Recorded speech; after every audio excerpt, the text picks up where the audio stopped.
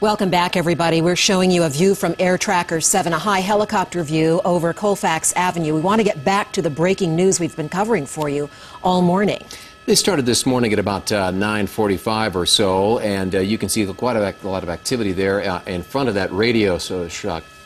Those Radio Shack store. We didn't want to give away too much movement in case the SWAT team was doing something there. But we do understand right now, there's some reports of some shots fired this morning. At least one police officer, one suspect, perhaps a gunman there, and also one hostage inside that store. Again, going on roughly since about 9:45. You can see we have the helicopter, also two crews. And it's causing some schools to be on shut down. A number of schools. We've been talking about that, and of course we want to reassure the parents that those children are safe. But we do have Amanda Cost on the ground. She's been keeping an eye on it for us, and she's keeping us apprised of what's going on. Amanda, for those who are just joining us, let's take a deep breath and tell people what's going on there at Colfax and Glencoe.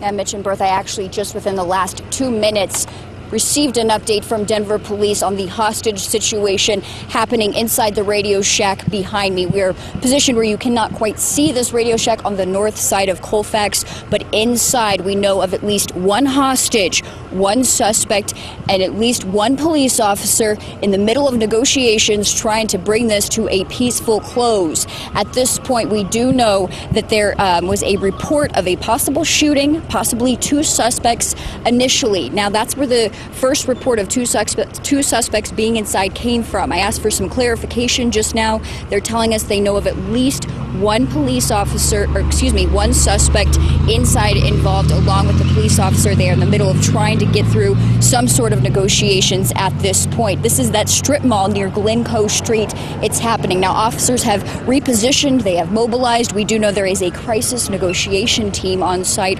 along with the Metro SWAT team. They are trying to mobilize their position and come together at this point. Now, we're going to kind of show you the traffic here has been diverted traffic has been diverted at this point. We're looking at Elm and Colfax. You can see this Honda making a U-turn. This has been nonstop.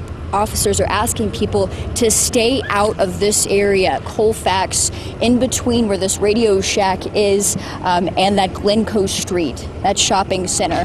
At this point, we can tell you that the situation is ongoing. It has not been diffused. They are in the middle of negotiations. And my colleague, Molly Hendrickson, has been talking about Facebook posts from an alleged suspect inside the Radio Shack. I just asked Denver police about that. They said they were unaware. I asked them if they were trying to track any type of posts coming from that suspect, and they said they are now looking into it. We'll continue to keep you updated as this fluid situation develops. Reporting live in Denver, Amanda Cost, 7 News.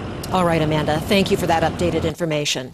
We've also got Molly Hendrickson. You heard Amanda speak of that. Molly's at a different location, trying to keep an eye on it from a different vantage point. Molly, anything new from your spot?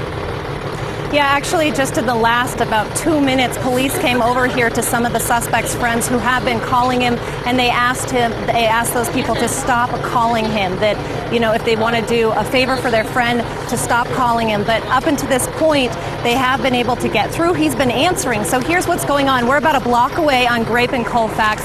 You can see we're a block away from the Radio Shack where this standoff continues. Now, friends of the suspect tell me he's a 19-year-old. He's been posting to Facebook saying, you know, just kind of updating his friends on what's going on. He also posted his phone number, so people have been calling him. Now, one of his last posts to Facebook was, "Swear to God, I'm gonna die." He posted a last picture of himself. He also posted something that said, "Mom, I'm sorry." So again, he's a 19-year-old. We're told his brother was recently killed by Aurora police in a similar situation, kind of a standoff situation like this. We're told he's in there. He's afraid to come out. So again, that is the latest from here.